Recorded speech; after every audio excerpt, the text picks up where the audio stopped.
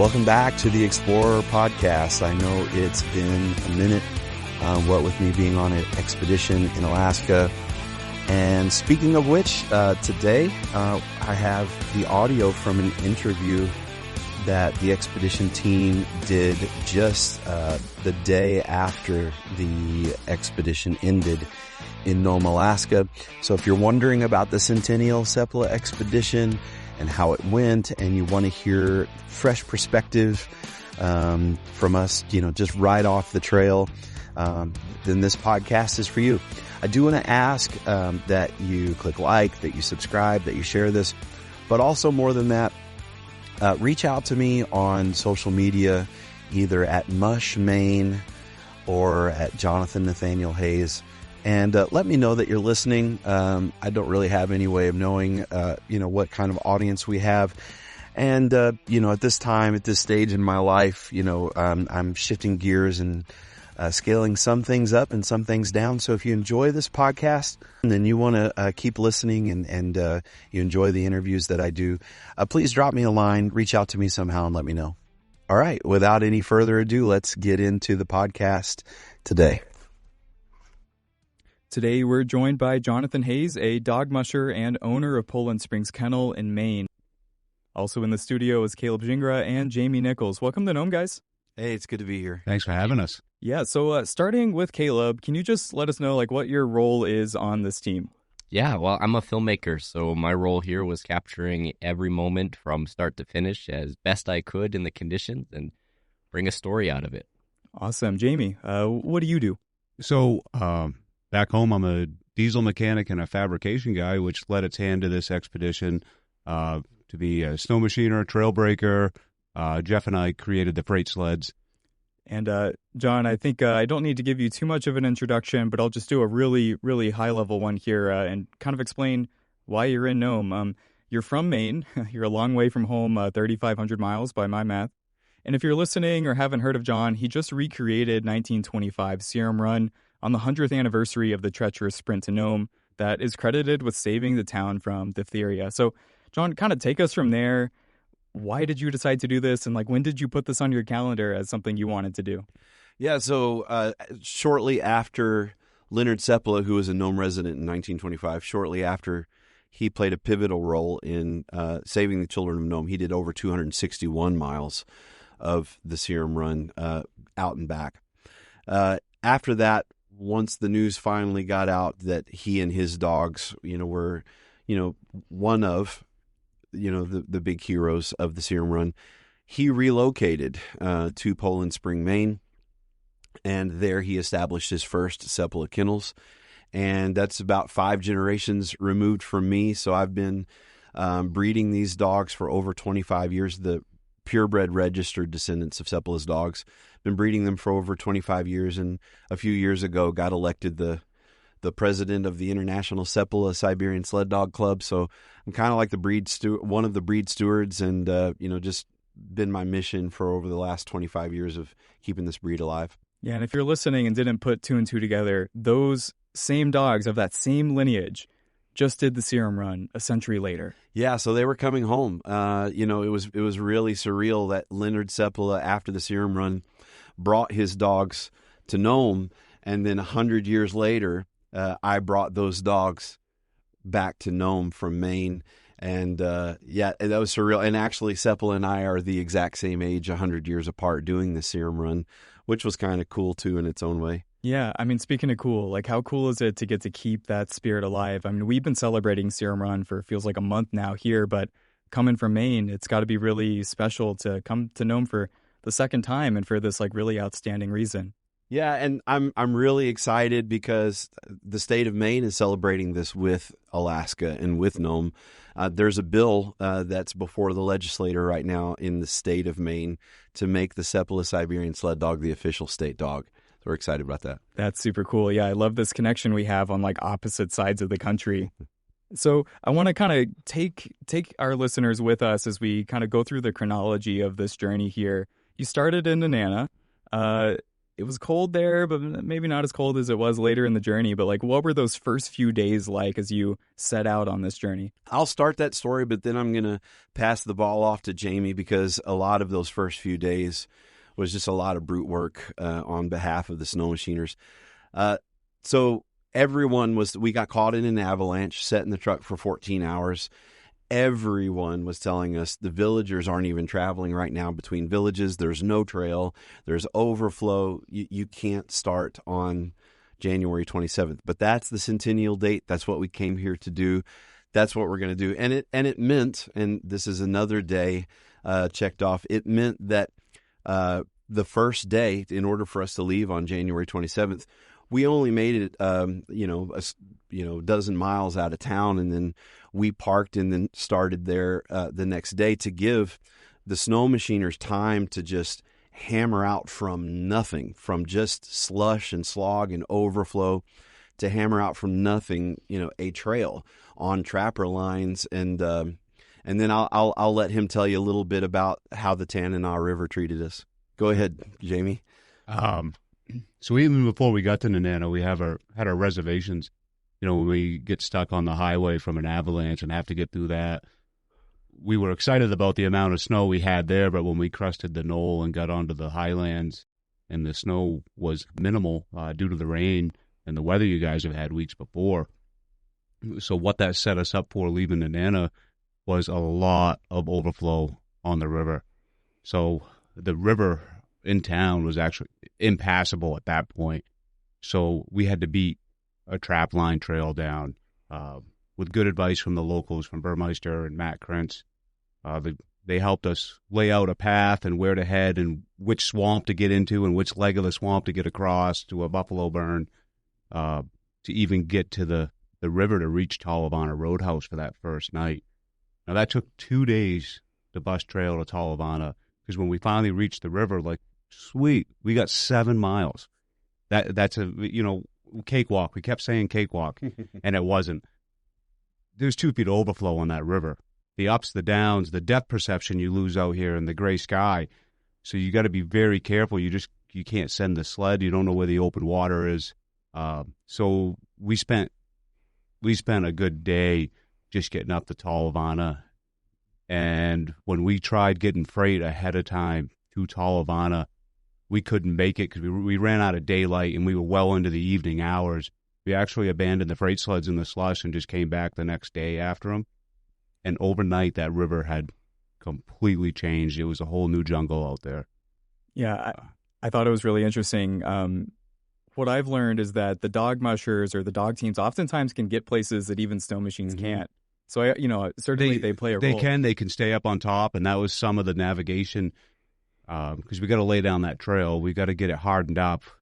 The snow machiners sometimes are going to open the water and the overflow up with the dog team will stay up on top of it and stay high and dry. They're scouting and they're cutting trees and they're cutting branches and making a trail where there is no trail, because they're scouting out the best route in front of the dog sled team. But that's a mixed bag for the dog sled team, because they're not doing it a day or two ahead of us. They're doing it just ahead of us. So whereas the dogs could literally run across the crust of the snow, now they're, 6 inches just slogging and trying to pull through 6 inches of broken up snow. So, it's a mixed bag, but they're also 100 years ago, there were roadhouses every, 35 to 40 miles. Those don't exist anymore with the exception of Talavana Roadhouse. That's the only original one that's still left. And so these guys, Jamie and Jeff, were, they were our rolling roadhouse. We didn't have the, a roadhouse to pull into with a hot bed and a hot soup waiting for us and then just hand it off to another musher. So these guys, like I said, they were our rolling roadhouse. And so I would say I thought the Tanana River was the most difficult portion, and then getting down the first leg of the Yukon, I thought it was the toughest. Until we came out of White Mountain. From White Mountain to Nome, and I have a lot of Iditarod friends, and now I was telling the guys before the expedition, even when I was doing interviews like this, they'd ask me, is it the overflow? Is it the temperatures? What are you most concerned about? I was like, the coast and the ice, because I know a lot of Iditarod mushers who are far greater mushers than I that have had to, call it quits on the coast. And so I had a healthy respect for that. Yeah. Well, I asked about Tanana because it did not seem like the dogs were super deterred by that kind of treacherous start there. Because there's this video on your guys' Facebook page, and the dogs, as soon as you take your hook out, they're going. And like, I would have fallen off if I was the musher. Here's the crazy thing about that takeoff leaving Tanana is I only had about half of the team's tug lines connected because I knew they were going to be that way. They're just so amped to go and, love what they're doing. This is home for them. This is coming home for them. And unlike the racing huskies that are far faster than my dogs, these guys are traditional Arctic Spitz breed dogs. And so this is what they were bred for. These are conditions that, they're at home in. Yeah, and something I didn't really have an appreciation for until I spent some time with some mushers recently was that when you get to where you're stopping for the day, you're not done. You have to hook them all up. You have to melt snow for water. You got to feed them. You got to put straw down. Maybe this half of the room here. I mean, talk me through the logistics once you get to the end of the day. And I know you're recording, Caleb. It's like you're also having to balance all of this work. Like, what is it like when you're done for the day but not quite done? We just can't leave somebody 20 miles upriver on something that's not really froze yet with lots of overflow. It'd just be a recipe for disaster. So while you want to leap ahead and get your supplies up, get them set up, and get that trail so it sets up and kind of stay away from him so he's got a good run. Because if you put a snowmobile right in front of a dog sled team, like he was mentioning earlier, it's just not good travel for the dogs. So we'd leapfrog ahead, get the drop lines out, get the straw, find a good place to camp. And we've never been into any of these villages before. So just finding the right street, the location, where we're going to set up for the night, that's a whole logistics in itself so that he's got a way into town, because you just don't back that dog team up and turn it around 180 degrees without a tangled mess. Yeah. You need some room, or you need a lot of guys on hand. So we would kind of prep in the evening and anticipate his arrival, let him do his thing, let him get his peacetime coming in, and then go out and guide him on into the village at night. But we'd have his gang lines set up for him, straw down, and if we could orchestrate it right, we'd have that meat ready to go, that feed, so that when those dogs came in, the first thing they were looking for was fresh meat and kibble, and get them set up that way logistically. Yeah, that was a real blessing for me because, there was a few days in the beginning where, okay, now we're here. I need to get the heat going in the wood cooker and start boiling down the water. But everyone in the team wanted this to move as efficiently as possible. So I started pulling in to villages, and they're like, we've already got your meat melted for you. And I'm like, man, that's freaking awesome. So then, I can just immediately go to putting coats on dogs for the night, feeding the dogs and doing all that stuff because they've got all that preliminary stuff banged out for me. And so, like I said on social media this morning, by like day 4, we were starting to really move like a well-oiled machine. And I wasn't having to ask people or say, hey, can you add this to your to-do list? Everybody on the team just wanted this to move more and more smoothly. So everyone was finding ways to just, get us moving down the trail. And to Jamie's point, Manly, that was the first time, that was actually the only time in the trip where I said, okay, we have to stop and reorganize here, because at that point, the guys were breaking trail and we'd go ahead, but then they'd have to go back and get the gear. And so the dog team was actually moving ahead of their supplies. And so we're like, okay, we've got to readjust here. We've got to get the supplies going ahead of the team instead of coming up behind them. But after that adjustment, man, we started moving, and it was really great.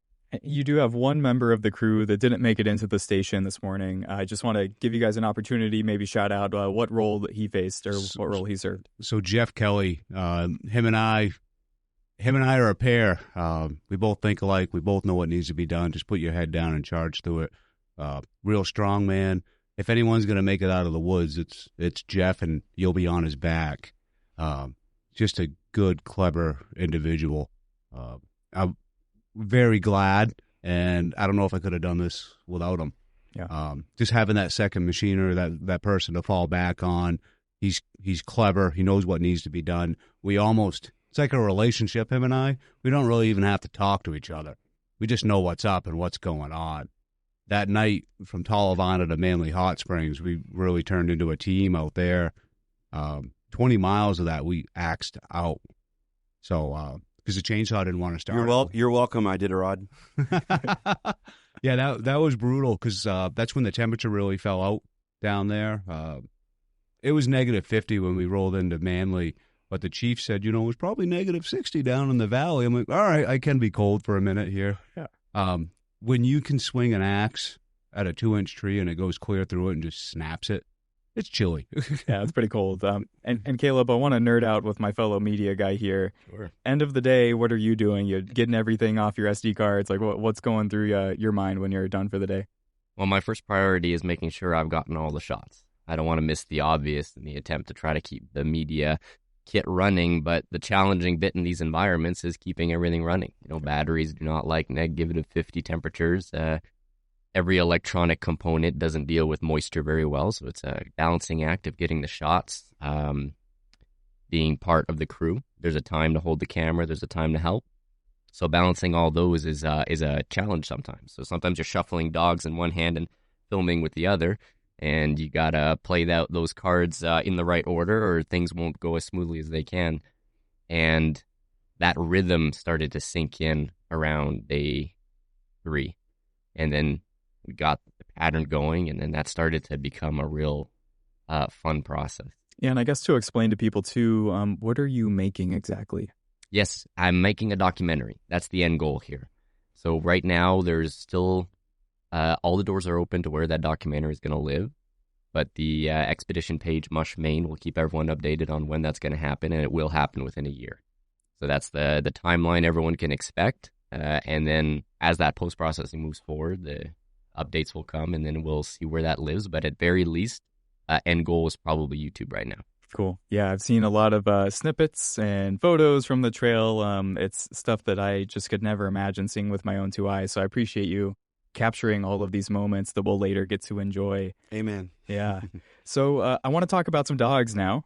So it sounds like Druid did a pretty stellar job leading the team throughout the journey. What can you say about your 2 lead dogs, Druid and Vodka as well, and the work that they put in? Yeah, it's funny.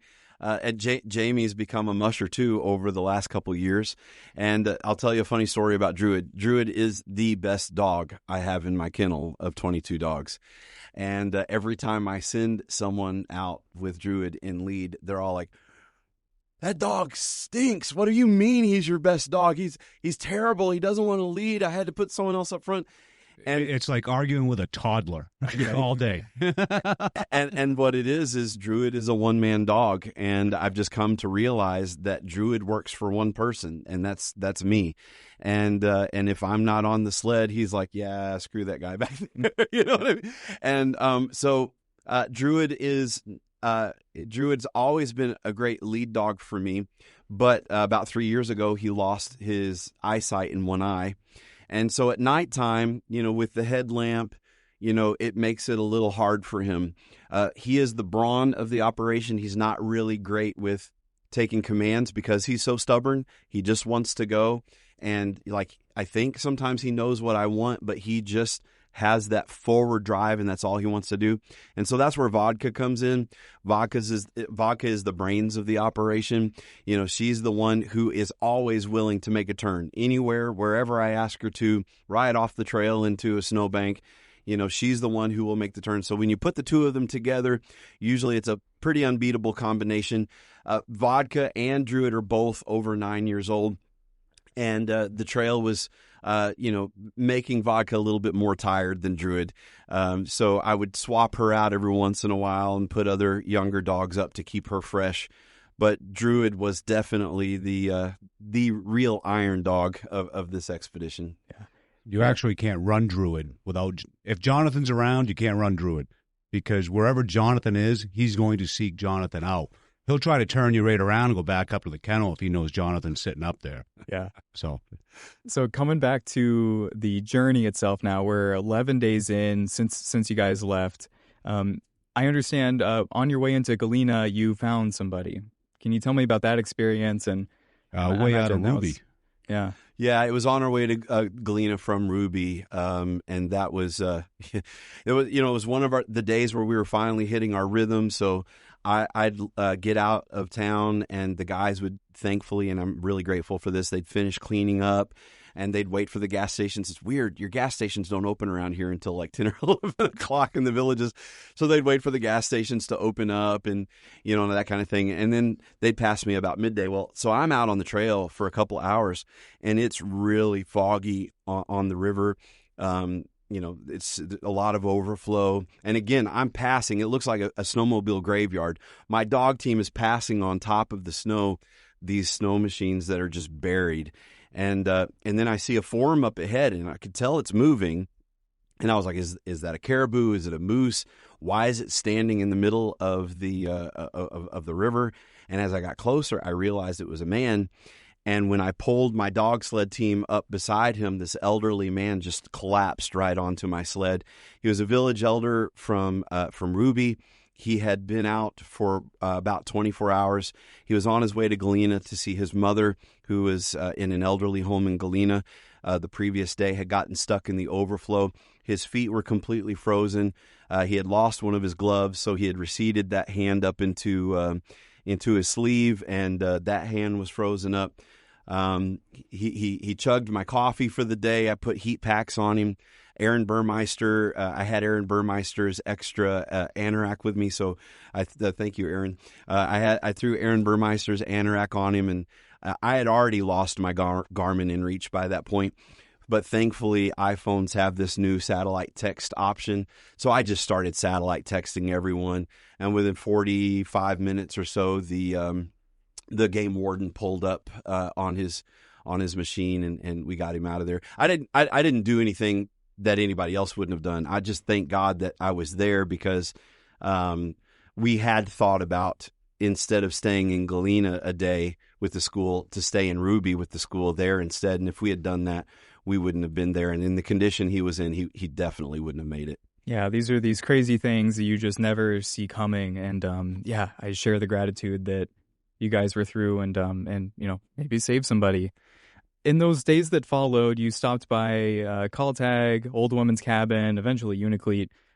You're seeing a lot of these communities, I guess, well, most of them, for the first time. Are there any favorite memories you guys have from being like in the villages?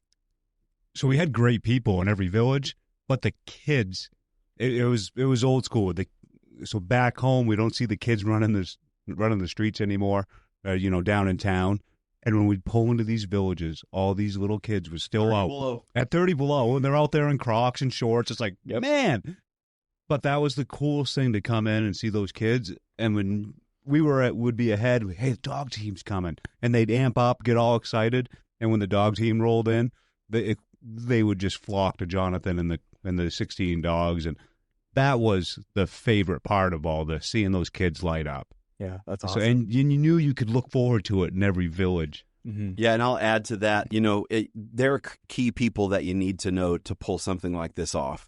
Aaron Burmeister was instrumental on the Tanana leg.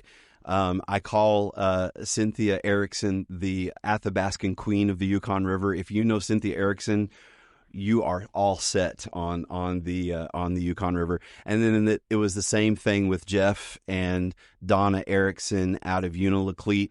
If you know them, then you're good to go on the coast. And man, these guys were instrumental in helping us. But I think Caleb has some good memories from the villages too, I think.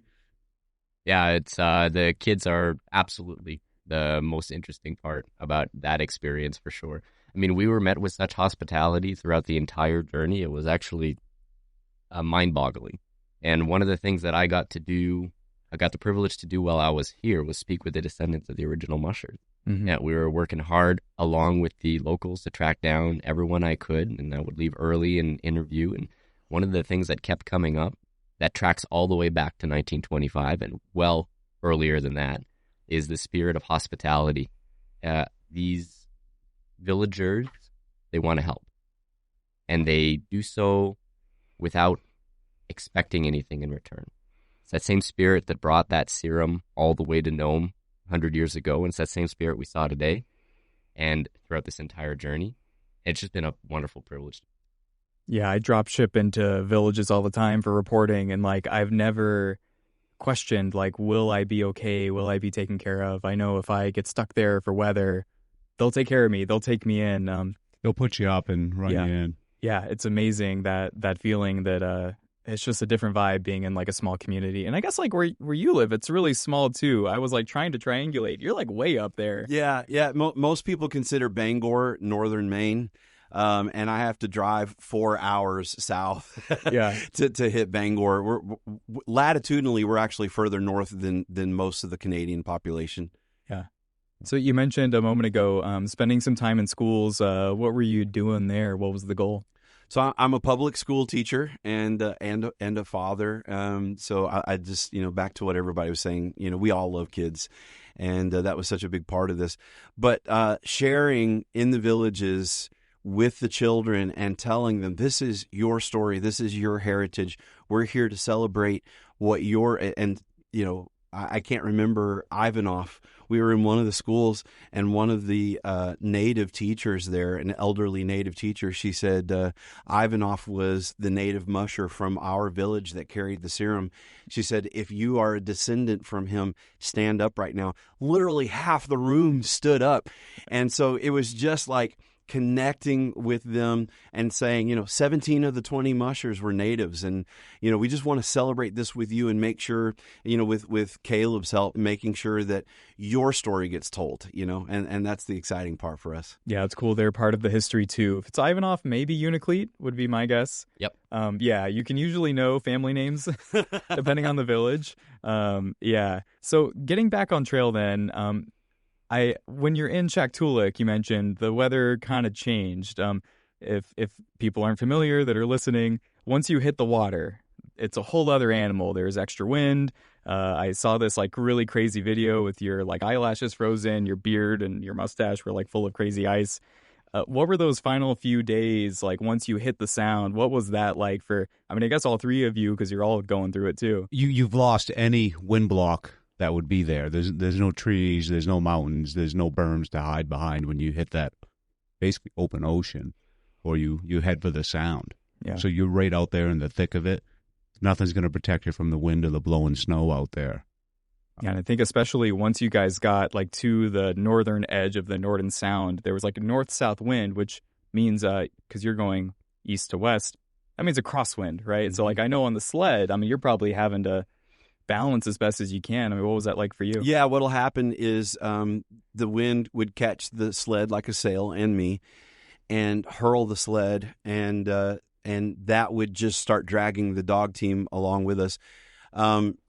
So when we crossed Norton Sound, Mother Nature was like, "Oh, come on out." It was sunny. It was a little breezy. It was cold, but And just about halfway through with the dog sled team, the wind just started ripping. And, and then, of course, the sun is set and it's dark and, you're just, but the amazing thing for me is, I like I said before, I told every reporter that asked me before I came out here what I was most concerned about was the coast and the winds on the coast. But and mostly because my dogs have never mushed in that. We've never mushed on sea ice. We've never mushed on wind. How are my dogs going to respond to it? And here's the crazy thing. Even the dogs that were only giving me like 60, 70%, when the going got extremely tough, every single dog on the team just shifted into power through mode. And like, that's when I was like, yep, I'm the weakest link on this team. Like these guys are just like, they're like, heck yeah, let's do this. They were loving it. They were cooking across the sound too, because Jeff and I were watching for the headlamps and the headlights coming, because we'd be ahead of them at that point and set base camp up for the night. And we would see the headlight flashing, like, all right, he's probably 7 miles out there. We got a minute, let's get our gear on. And by the time we geared up, it's like, whoa, he's right there. Those dogs were cooking that last leg to get off that ice. Yeah. They were all working. And by now, so we're talking like right before you guys got to Solomon, or no, that was Koyuk. Right. Koyuk, okay. Solomon was that was where I'm like, we're just one day out, one more night on the trail, and the blowhole, just east of Solomon. Alaska said, no, you're not getting off that easy. And we thought the Tanana River was going to be the worst of it. And the blowhole said, no, I've got something else for you. So all of us got some minor frostbite here and there. Sadly, I figured out what happened.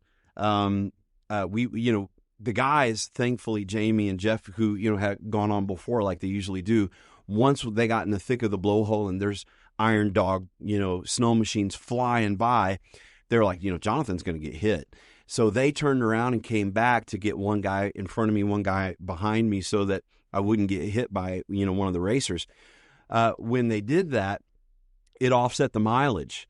And so we're screaming at each other over the wind. We can barely hear each other. Our faces are freezing up. And we're like, that Solomon cabin, it's got to be here somewhere. We were still like, because they had turned around to come back to help me, our mileage was off and we were nowhere near the Solomon cabin. The mileage was off and it upset the rhythm where we would have been ahead to scout and know exactly where we were. And the trail's better 6 miles ahead out of this blowhole. But where we turned around to illuminate him, because when we couldn't see, those Iron Dog guys were coming through.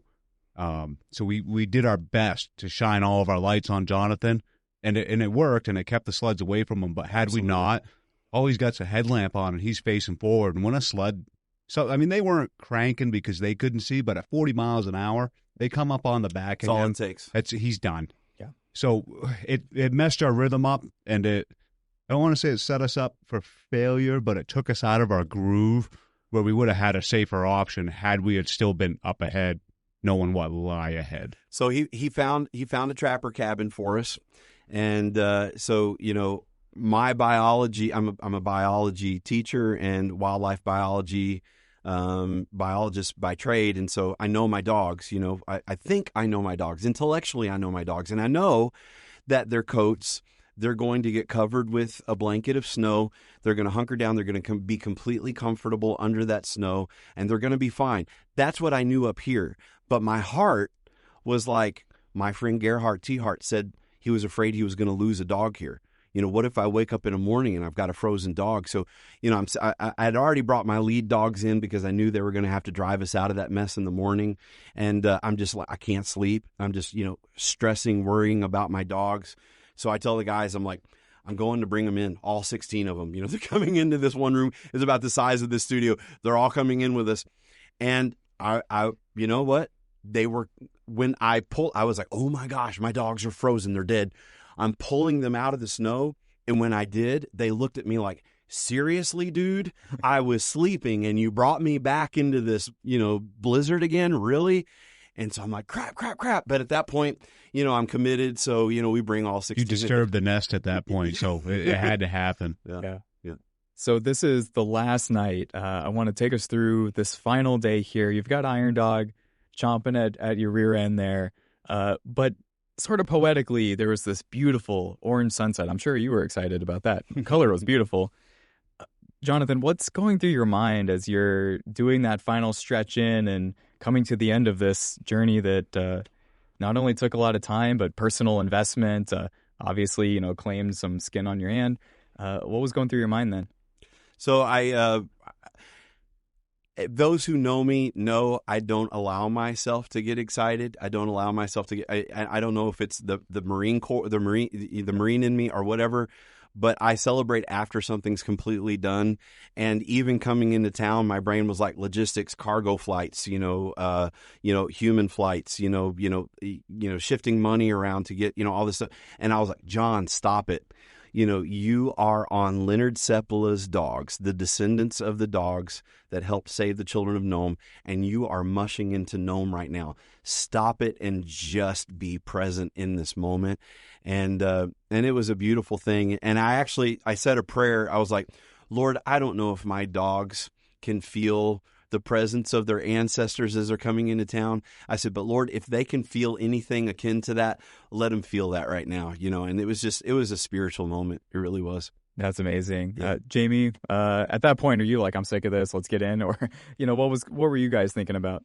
Well, I was wishing those mile markers weren't there coming into town, because when you see mile marker 31 at the bridge, you're like, oh, sweet, I'm there. Then go a little longer, like mile marker 28. I'm like, well, those things just disappear because it dragged that last leg on for it seemed like a week, even though it wasn't. But yeah, it was a sigh of relief. It's over, but at the same time, let's keep going. Yeah. We just settled into a good groove. But yeah, when's the next challenge? So coming in was bittersweet, but we could keep going. Well, it's funny you say keep going. When you guys made it into Nome, I thought it was really funny for me. You sort of habitually plop down your snow hooks. And of course, it's like Front Street in Nome. It's paved. It's icy. They just boom, clinked off the surface. They did nothing. The dogs were ready. Game. Yeah, but the dogs are ready to keep going. And just to kind of give people a mental image of what was going down there, you had a box. You had 9 vials that you handed over to the mayor of Nome. Tell us about that box and what you remember of that moment. I'm sure it was all a blur, but what do you remember? So let me back up and say just a comment real quick again to give kudos to my dogs. We came in. You just said they were still ready to go. We came into town with 16 dogs. We started this with 16 dogs. My dogs would be blown away by the speed of an Iditarod Alaskan Husky team, but my dogs thrive in these Arctic conditions. Their coats, their pads, their feet. I had about 800 dog booties with me. I used somewhere between 16 and 24 dog booties this entire trip on 8 paws. So Iditarod guys, we got some dog booties for sale if you need any. Yeah, so sale. So what they don't have the speed, but this is there's a lot to be said for that traditional Arctic Spitz breed toughness, and I'm just so proud of them. And they could have, like Jamie said, they could have kept going. But that said, it was really nice to shake hands with the mayor, to hand off that ceremonial Serum box. It's an antique, and I think the Alaska Railroad does want that box back, by the way. Okay. I'll tell John. I'll let him know. I do think but and there were 9 vials inside representing the 9 pandemics that have hit the native communities of Alaska over the years, and also included was a Ziploc bag of letters that the children of Nenana wrote to the children of Nome. So I thought that was really cool. Yeah, that was really sweet. That little detail there. So we're on day 23, since you left, but I think elapsed time, you were thinking 18, 19? Yeah. So we actually, like I said, the first day we only, could do, a dozen miles or so, because we had to give the guys time to break out more trail. And then we had to take a day in Manly to let the stuff catch up. We spent an entire day in Unalakleet with the school kids. We visited several schools. I think, 6 schools I think we visited along the way, and stopped into a Covenant church. And shout out to the Covenant churches, man, on the coast. They have been such a blessing to us. They've been so welcoming and helpful. Yeah, the actual trail time was actually less than 18 days because we took a few days off it was never our intention to beat any records. In fact, you can't beat a 20-dog relay record with one single team from beginning to end. Yeah. And another thing people need to keep in mind, an Alaskan historian shared your post, and he said people need to keep in mind that when Leonard Seppala on the Yukon River, it was a straight shot from Fairbanks to Nome. It took him 20 days to do it. We had 18 trail days on, and then we took the time, to, bust through the first few days of travel. And also our desire was to celebrate the communities, to connect with the villagers, and to Caleb's point, to tell the stories, to listen to the descendants of those original Serum Run mushers and let them tell their family stories. Jonathan, I want to read a comment that your dad, Jerry, left. He said on Facebook, "We all have our mission. This was Jonathan's at this time in his life. Well done, my son. So proud of you."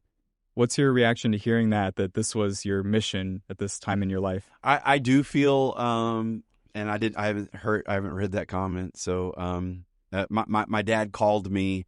He kept blowing up my phone right after I crossed the finish line. I kept trying to call my wife, but he kept, his phone number. And I was like, okay. And he looked at me, he said, "Are you okay?" And I was like, "Yes." He said, "You're completely okay?" And I said, "Yes." He goes, "Your team is okay?" And I said, "Yes." And my dad doesn't cry.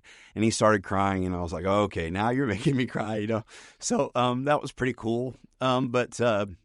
Yeah, I do feel, I believe in the hand of providence. I believe that our steps are ordered. I don't think it's a coincidence. If you believe in coincidence, you're going to find coincidence. If you believe in providence and that your steps are ordered, you're gonna find that too. And so for me, I don't think it's coincidence that Sepala and I were the same age when we did this. That it's exactly 100 years apart. That that I've been blessed to be running the registered purebred descendants of his dogs, and to bring them from where he took them, from Nome to Maine, to bring them back to Nome. Yeah, what a cool connection that you have there. Just in closing, is there anything I didn't ask about or something you want to be sure you get out before we wrap? So I want to give heavy thanks to Matt Krentz down in Nana. Him and Burmeister came in and sat down with a paper map, and we jotted notes all over this map and dropped GPS pins on our offline maps with the Garmin, and they really helped assure that we were navigated on that first leg. And then Arnold Marks really picked up. He laid down some GPS tracks that were instrumental when that river blew over and I couldn't find the trail anymore. Because remember, I'm in somebody else's backyard. You come to Maine, I can get you around that state and tell you which river and which waterway to stay off of, where the hot springs are on the lakes. But we're in their backyard, so Arnold laid down some GPS tracks that when I couldn't find the trail and white out blow. Can you say Arnold's last name? Arnold Marks Jr. So when we couldn't find that trail or it wasn't blown in anymore, we were pulling that GPS tracks up, and I'd zig left and went, nope, I'm off that track, and I'd zig right and I'd find it again, and then randomly you'd find these stakes out in the middle of the river in a perfect line that Arnold had laid out for us ahead of time. And Arnold, that was huge. That was immense, because we're already worried about, we know the ice isn't safe, but he had been through there. He had laid down those tracks.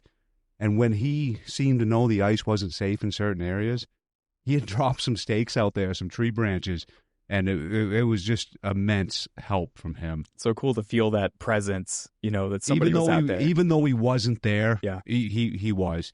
And he's got a crew that goes out and does that with him, and I didn't get to meet them. So anybody that was along with him, thank you. Everybody was instrumental to us.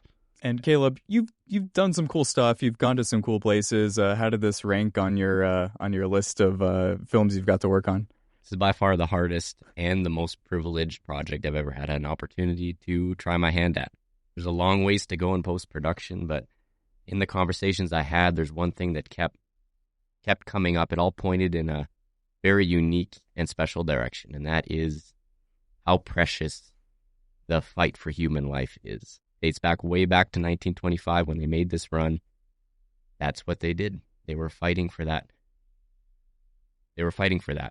Yeah, it's something that we hold sacred, right? That we Absolutely. look out for one another, we keep each other safe, and it's really amazing to hear how many people contributed to that for you guys. And there is a pandemic, as you know, I hate to, talk about this dark side, but it's what Caleb's alluding to. There is a pandemic of, suicide, depression, anxiety, and all of these things that, and, we've just been, when we have adult audiences along the way, we've just been preaching that sermon, when so many people have sacrificed so much to preserve just one more life, don't give up so easily on yourself. Yeah. And that's where Grandma's house comes into play with Cynthia Erickson. Yeah. Someone, if they need any help, could reach on out to her. Be great. Yeah. Well, it's a great sentiment to end things on. That was Jonathan Hayes. Caleb, you're going to have to help me with your last name. Jingra. And Jamie Nichols, they just recreated the 1925 Serum run, which ran from the Nana to Nome, a little bit over 700 miles this time around. Guys, thanks for being here, and congratulations on this achievement. Thank you. And can we add one thing? We just left out Jeff Kelly there, and we would not be able to have done this without him, with the immense support. And Jeff currently, I think the reason he's not here is he's on a mission to pack. His gear is still going forward over there. So thank you, Jeff, for coming along, and thank you to his wife for the encouragement on pushing him over the edge to get out and get on out here. with us. Well, awesome. Again, I just appreciate you guys making the time to come here. You're flying out Tonight, Tomorrow. John's out of here tomorrow. Wow. We got to orchestrate all the freight and getting loaded, and then we have a 5,200-mile trek back to Maine in the pickup truck. Just that in itself is an adventure. And dropping dogs every 6 hours, you know. Yeah. Because we want to keep going. We got 1,000 miles of range with the fuel on board, but the dogs are the limiting factor here because it's their care that trumps anything on our travel dates. Yeah. 5,200. Where are you driving from? We're from Maine, so From Anchorage. You're driving from Anchorage to Maine. Yes, Yeah. sir. So we had a week-long drive. We had an adventure before the adventure. My God. We got to do the prologue to this interview. Oh, man. We can real quick if you want. Yeah, keep going. Yeah. So even beforehand, so we're headed 5,200 miles, and I'm a mechanic, so everything in my life is broke and wrecked. So just the amount of prep work, like we're going to go through trail wheel bearings. All right, so new wheel bearings, new brakes, new everything, just because I don't want to lay on the side of the road and fix stuff because everything in my life's always broke. So prepping the truck, making sure we're all set. And like any wise man, you do a full resto on the truck before you leave, right? So you've touched every nut and bolt on it, which is not a good idea. I put that truck back together, and its maiden voyage was coming out here to Alaska, and thankfully we didn't have any issues. But yeah, so Jonathan's 6 hours north of me. So 6 hours north, pick Jonathan up, load dogs, make sure we got everything.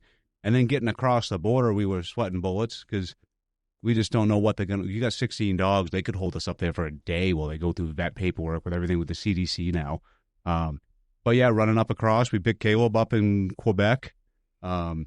We run into what we thought was cold until we got here. Negative 35-degree temperatures, and they must not have treated some of the fuel because even with the additive, we were gelling up across the way. And then like, we'll just pull into the fuel station and get fuel there because it wouldn't transfer out of the auxiliary tanks. And then those pumps were all froze up. But yeah, just that trek across in Manitoba, the winds were blowing, the roads were ice. I thought something was loose in the front of the truck, and when I got out of the truck to look, I couldn't walk on the interstate. I went up over Tea Kettle here. I'm like, well, the truck's not loose. We're just gliding on ice. Yeah. And we were plowing through things at semi-tractor trailers. They're parked in the ditch every which way. So hats off to a Dodge Cummins because that, and thankful that truck weighs 12,000 pounds, so we got some weight on the pavement. Yeah. And we were pulling a 32-foot fully enclosed trailer, which is great, but it acts like a kite when you're on glare ice and the wind's blowing. Yeah. So sitting there, it was trying to jackknife and push the truck and trailer around. So not only were you trying to stay on the interstate because it's slick, when you got a side wind and a side gust constantly trying to jackknife the trailer on you, it just adds to it. Okay. Yeah. I figured that they flew from Maine to Anchorage. If anybody would love to fly us home, we'd take it. We would gladly take a cargo flight home if anyone has the money to pay for that. Okay. Yeah, that because you said drive, and I was like, no, you don't drive to Alaska, man. It doesn't work like that. No, you shouldn't. Yeah, not this time of year. Oh my goodness. Lesson learned. We were in the Yukon and we're headed for the border, and we come up over the pass and 541 miles to go. I'm like, all right, sweet. We'll be at the border in 500 miles.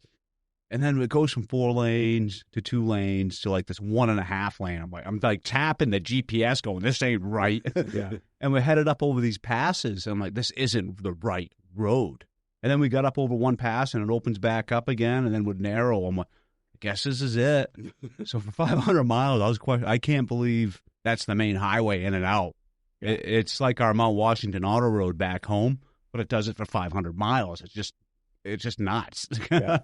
So, and to do that for the first time, loaded, no guardrails. I mean, and a ice-clad road, and you got to get a run on the hills. That was just an interesting road. And hats off to Jonathan. I very rarely let anybody drive my stuff, and I heard the truck rev up and shift down on a hill, and I woke up. And he had luckily set out a tractor-trailer truck had spun out.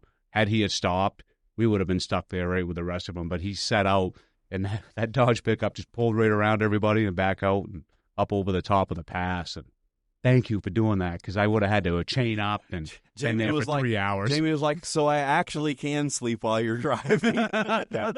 There's some trust built before you guys even got on. Yeah, we don't touch paint on my truck, and we pick our butts up off the seat. So me to let somebody else drive my stuff, but he's all right. All right. Yeah, I'm glad that there was a little bit of a relationship built up there before you spent all that time on the trail. He lets me drive his truck. I let him drive my dogs. Yeah. Okay. Yeah. Well, and you did mush at one point. I thought I read that maybe it was you that got the mush part of the bit. We had Jeff on the runners for a little bit. For a couple miles. Jeff had never been on a dog and sled Nate, team, so Nate Titus back in Ruby. Oh yeah, he got the mush out of town because the grandson of one of the Serum runners. He has a dog team, and I kept begging him to join us because again, we're here to celebrate them. And when he said my dog team's just not up for it, I was like, hop on my sled. And so, the grandson of the original Serum musher was on my sled mushing out of town. And so that was beautiful. And people can say, oh, so you didn't mush the whole thing. It's -2 miles. And I'm like, you know what? Give it up. This is a celebration of a beautiful heritage. And it was a way to pay thanks, just letting him on the runners because he come out on the ice and everyone had my GPS tracker. And when we got into Ruby, just to see him out we see a headlamp coming on and off, and there he was to guide us into town to make sure we had safe passage up to the school. At 1 in the morning. At 1 in the morning. We were supposed to be there 6 hours earlier, but Jeff and I, the last 5 miles into Ruby, the snow had all shifted to the south side of the river, and there were 12-foot drifts out there. We burnt. We were out there 5 or 6 hours just stuck. Like we'd get ourselves out, we make it 100 feet, and we're stuck again. So thanks to Nate for making sure we had safe passage. It was overwhelming and a great feeling knowing that he was there to guide us in the rest of the way. Yeah. And since we're doing shout-outs, and there's so many shout-outs, sponsors, all that stuff, and thank you, sponsors, so much. But the reason why I didn't do a shout-out to Jeff is because he's done it twice. Jeff, the absent member right now, also, it became very clear 4 or 5 days in that he was a dog man. Not only did he connect with the dogs were connecting with him. And, he didn't even ask, just dove in. And Caleb, man, he was running that fine line of, okay, there's drama going on, and we won't share the drama. We won't, no spoiler alerts for the documentary, but there's drama going on. Do I keep running this camera or do I go over and help? And Caleb managed that balance just perfectly all along the way. And he was always willing to help, but there were times when it was like, no, you know what you're here to do, just keep doing it, and, but yeah, what an excellent team, man. God's blessed me with, a good guy can be a great leader if he surrounds himself with great people. And thankfully I'm blessed to be surrounded by great people. Yeah. So another logistic question I had was, you need to bring a lot of food, a lot of straw. Were you bringing that all with you from Nenana, or were you able to pre-position? So we had some supply caches set up and some flights coming on into 3 different locations with meat, straw, human food, so ready-to-eat meals. But even at that, these guys were hauling 500 pounds. Yeah, anywhere. And then, 500-600 pounds. We're carrying extra fuel because, we can make it to every village. But again, that mechanic mindset, we're going to be over-prepared because everything's always broke. So, we were pulling a lot of weight. And those super wide tracks from Skidoo, they're just powerhouses. And how many spreadsheets are made in the build up to this? So what is the preparation? So the preparation, even for the drive, back home, we all had our little tribe around us helping us gear up. From my family to my friends giving their time up from other repair shops. We fabricated what we dubbed the coffins. I had this design. I sketched it on my toolbox. My brother put it in AutoCAD, and we lasered. We cut everything out. And bent them all up. They're like, you guys built your coffins for when you don't make it back.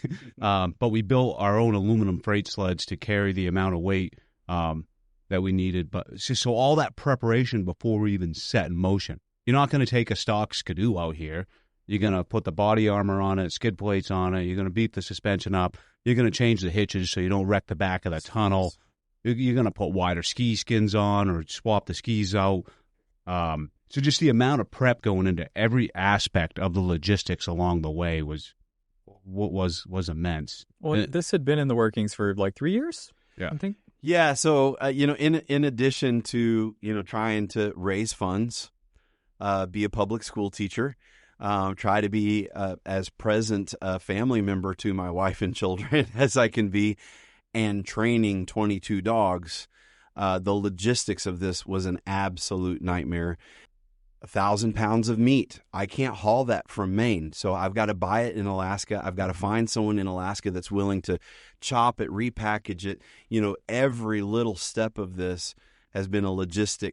I tell people it's like organizing an Iditarod, putting on the Iditarod, and running the Iditarod at the same time. That's kind of what this felt like. Yeah. And you mentioned spreadsheets and stuff. So this is where we're all very different. I fly off the cuff. Like, I just wing, put everything in a pile. Like, yeah, it's all going to make it, organize it. We go. This guy's over here with bulletin points, spreadsheets, and all this. And I'm like, I'm really supposed to read this and go through this Excel sheet? Yeah. It's just our minds. We work well as a team, but they're completely different. Yeah. Mine's all up here in the head, and he's the organized one. So I'm the spreadsheet guy. That's why I asked. I was like, surely there was like a lot of calculations and tables. This was when I did the math, before, and again, Jamie bought a second expedition sled. He bought a Scandic for this, so that, we'd have two of them. And so, but just dollars and cents, what it cost to do this expedition from the lower 48, from the other side of the continent, was about $90,000. And so that was my starting place. So you have to have a spreadsheet. You can't just be throwing numbers around like that in your head. Like, you have to be checking those things off one at a time. And thankfully, with the help of sponsors and with the help of guys who are saying, no, I'm going to put skin in the game, and I'm actually going to be a partner in this expedition and not just, show up and show off. Like, these guys put their skin in the game. And as a result, we were able to pull it off. Yeah. No, it's amazing. And I just have an appreciation for just how much work goes into it. Because I should say I can't begin to appreciate how much work goes into it, but I certainly just commend you guys for what you've accomplished here. It's just amazing. And what's the future of the kennel look like? Any other plans? Yeah, so we've got some ideas. At the very least, especially with the Seppala becoming the state dog, at the very least, we're going to, continue, regionally, breeding and trying to propagate this breed into the future. 100 years after the Serum run, there's about 100 of these Seppalas left, and I've got 22 of them. So that's a big responsibility. I'd love to run the Iditarod one day, but that's, we'll see. We're also planning on doing a dog sled and canoeing expedition business there in northern Maine, for the people who want to come up and experience this firsthand and be out in the Allagash Wilderness, which is a national preserved wilderness, be out in the Allagash Wilderness with a team of Seppalas, Togo's descendants, and if they want to come enjoy that, we're going to be launching that next year. That's the first time I've done a little promo for that. Promo. If you don't know what the Allagash Wilderness Waterway is, you got to Google it. Pristine. Yeah, you got to look it up and check it out. It's absolutely beautiful out there in the North Woods. When you guys have trees, we don't here, which I imagine was another thing. Yeah, that was a reality strike. Because we'll just light fire if we need to, but there's not much to light fire to. Yeah, there's like driftwood on the beach, but it's covered under pack ice. Yeah, that's not gonna work around here. In Maine, we just walk 5 feet off the trail and start cutting stuff. Yeah. Crazy. Well, again, I appreciate the time, guys, and I safe travels back to Maine. You got to do the drive again too, so good luck with that. I mean, that sounds intense. We're gonna take a little bit more time on the way back and relax. And that truck, I started that truck Sunday morning, picked Jonathan up, and it didn't shut off for 5 days. That truck, we did not turn the key off for 5 days. You just had like a giant gas tank on it, or how does that? Run a big L tank in the back, keep it filled up, and just keep chugging. Okay. Pull over when the dogs needed a break. We can run 1,000 miles on a tank. So. That's insane. Oh my goodness. You got to keep going. Yeah. Because we're on kind of a tight schedule because we're all working men too. There's no trust fund paying this way, so yeah. Like we needed to work up until the last second, and then leave. And the minute we get home, I'm going to go back in my shop and probably not leave that place for 6 months. Yeah. Amazing. Cool. Well, I'm going to wrap that there. Thank you guys so much. Yeah, this was really amazing. Thanks, sir. Thank you. Say bye, Caleb. Bye, Caleb.